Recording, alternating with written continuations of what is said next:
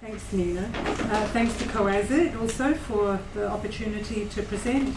And I'd just like to acknowledge the Wurundjeri people, the traditional custodians of the land, and obviously people who have used oral history for their generations, and the use of the land has been very important for them.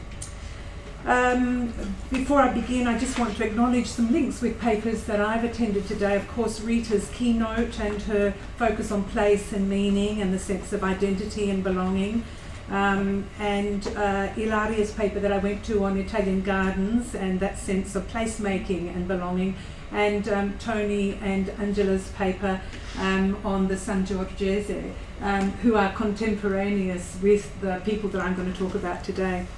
So my presentation explores the role of family members as narrators of the migration history of this group of first-generation Italian migrants, and it represents some progress that I've made with my PhD studies. I examine oral history interviews of some descendants of pioneer migrants, 18 individuals who emigrated from 2 provinces in the Veneto region in the 1920s.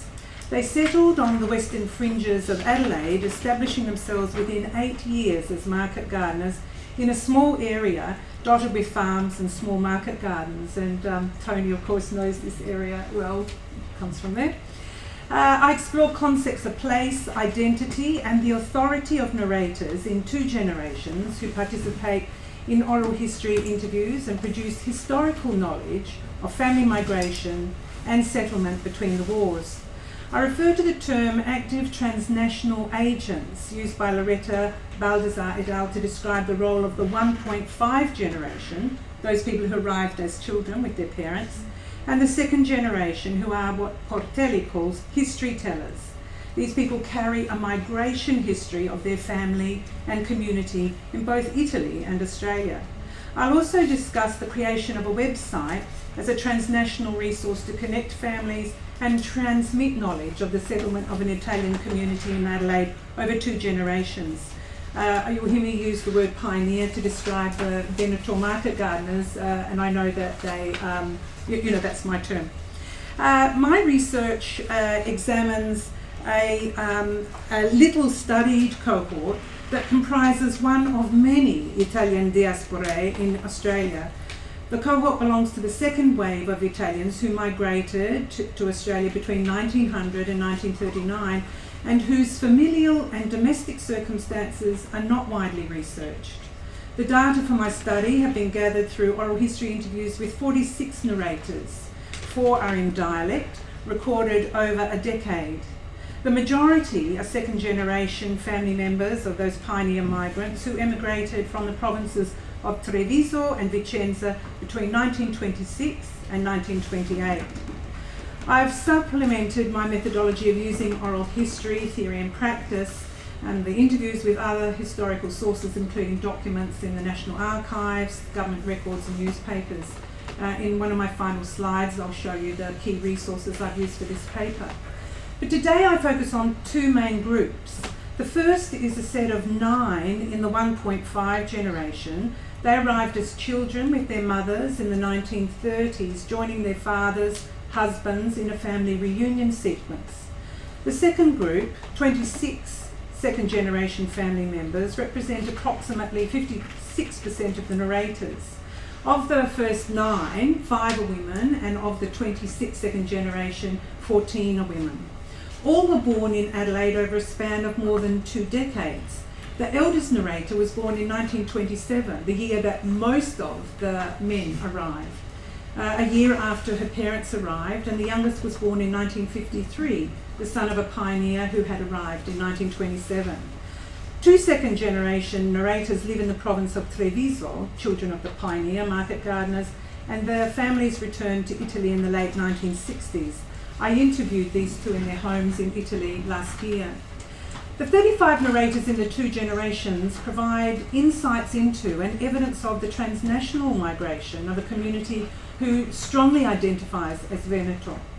They also share a family occupational identity as market gardeners in Adelaide in the interwar years. The families have all maintained effective translocal connections with relatives and paesani in successive generations.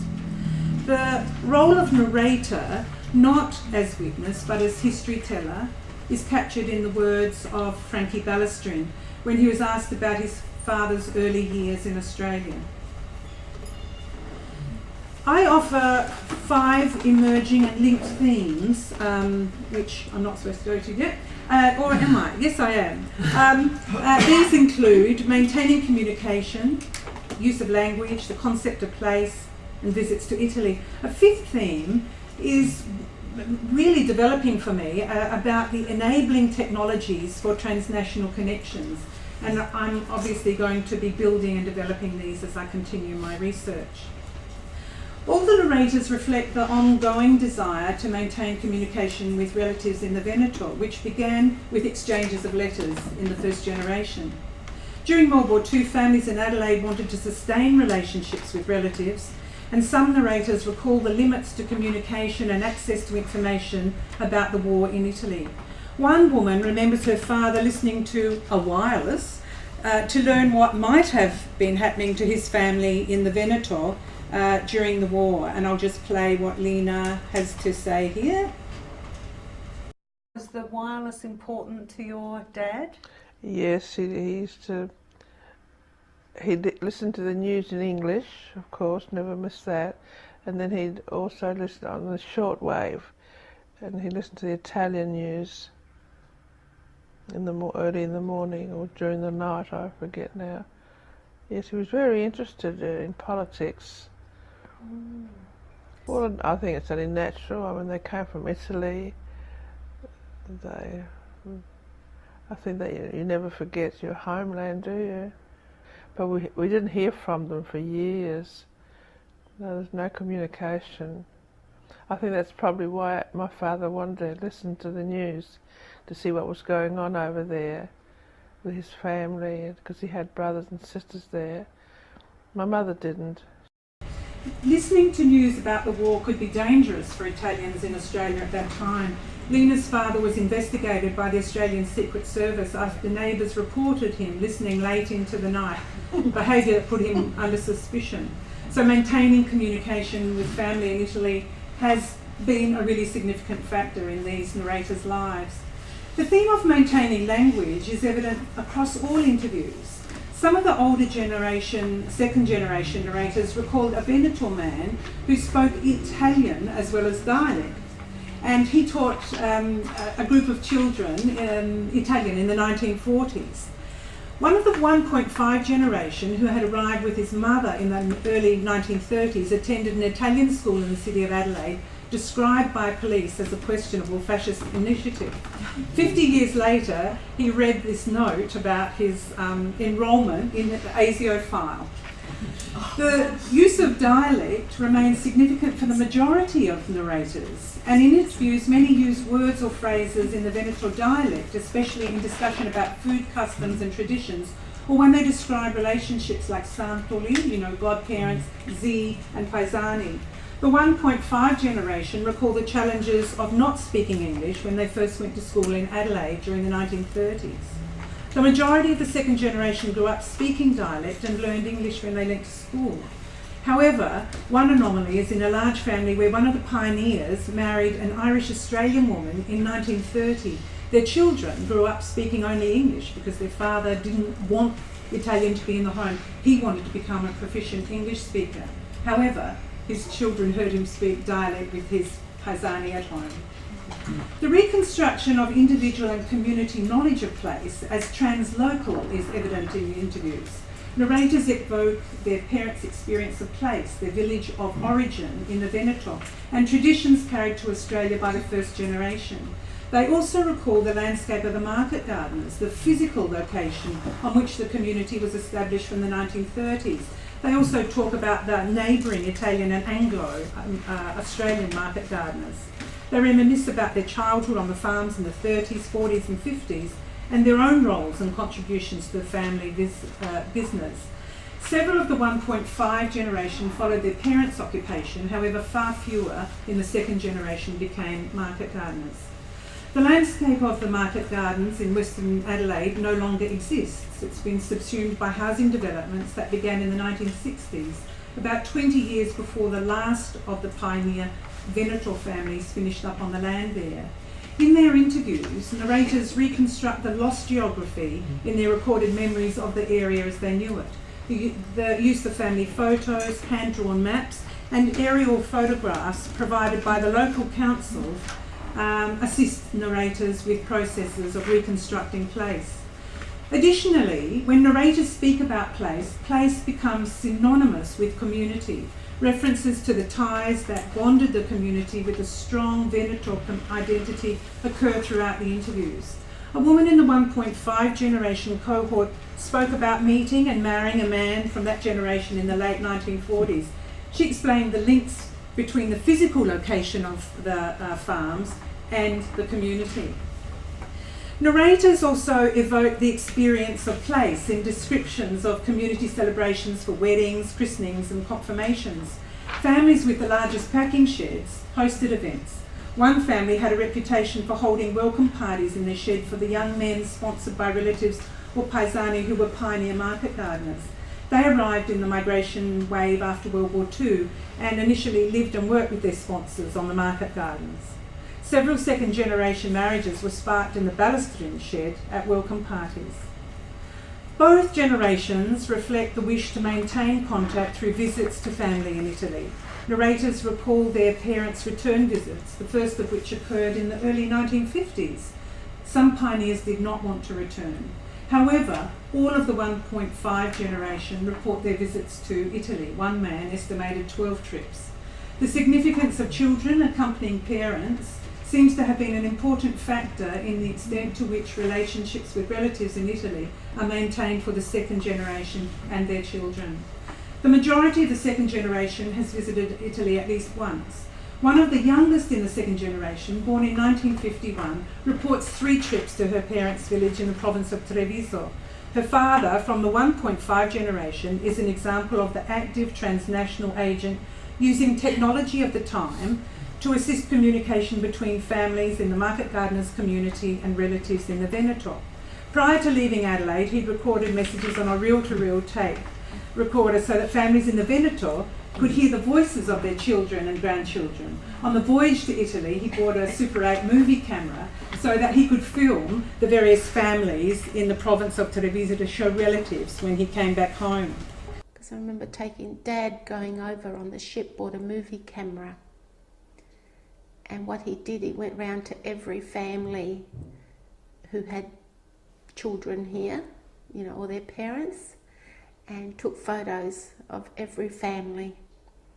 And when he came back here, he showed them.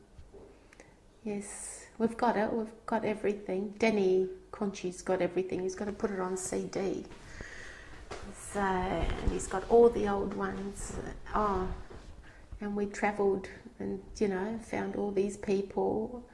Going over, we took, you remember the old tape? Before the cassette, a tape recorder we took.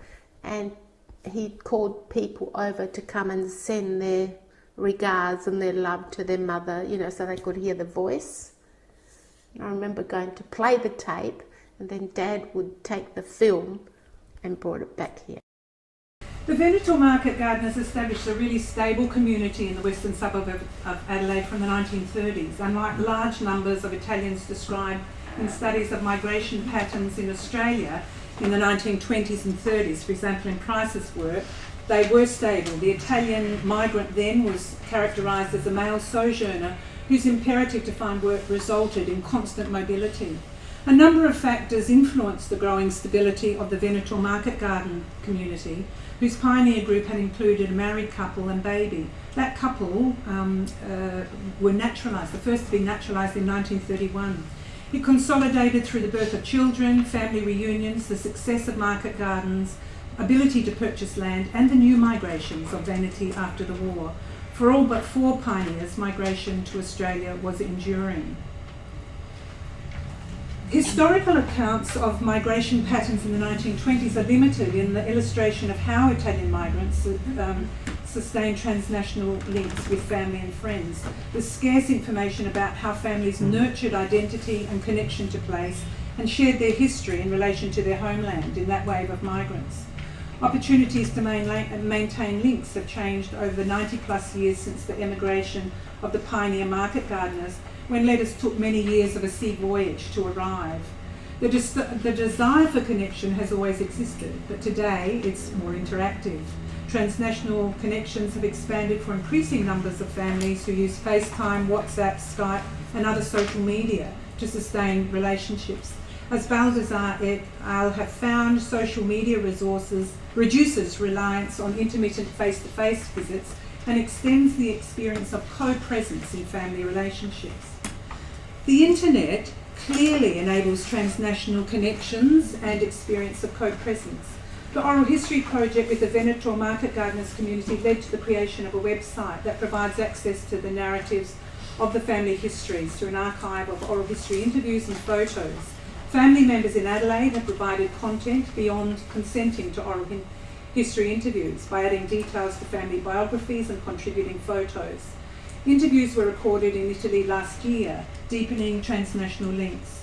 Several generations of a family, relatives living in Australia and Italy, and indeed anywhere in the world, can access and listen to the interviews, read short family biographies in Italian and English, and browse sequences of family photos. The website provides an example of what historian Lara Putnam calls a digitally enabled transnational history. So the website provides an opportunity for having a micro-history of family lives and a community's narrative of migration and settlement within the Italian diaspora in Australia. It offers an experience to engage with the personal and domestic life and occupation of market gardening, and it augments written histories. It's different from other forms of social media referred to earlier, yet the website provides another layer to understanding transnational communication and co-presence. The narrators have participated in this project to create a communal history through their oral history interviews in a relationship described by oral historian Frisch as shared authority.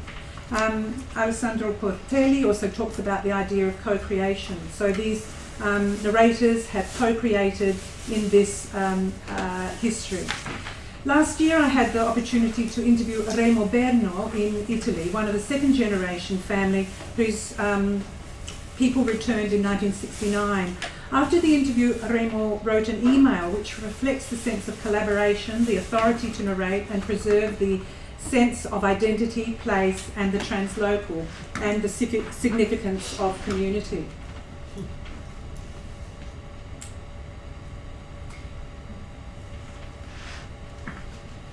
Remo has lived in Italy for 45 years since he was about 19.